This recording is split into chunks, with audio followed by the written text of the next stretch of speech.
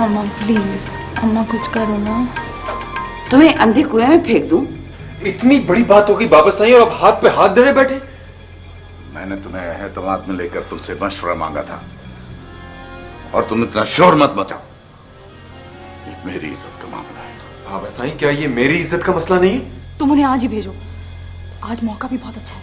कैसी बातें कर रही हो तुम? अगर ये सारी बातें मुझे डिस्टर्ब कर रही होती तो मैं तुमसे शादी क्यों करता? हाँ, तो नहीं रह सकूंगी मैं आपके साथ, छोड़ के चली जाऊंगी मैं आपका घर। पहले हमारे घर पे फायरिंग हुई, फिर उसके भाई ने कत्ल करने की कोशिश की, और अब तो कत्ल भी हो गया।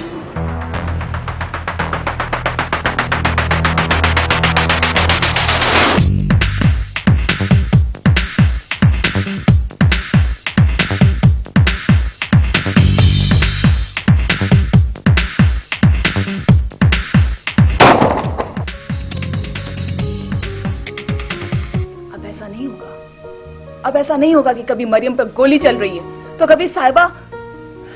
नहीं मरियम, और अब वो उम्मीद से भी। तुम्हें शर्म नहीं आई बाप दादा की और मेरी इज्जत को मट्टी में मिलाते हुए?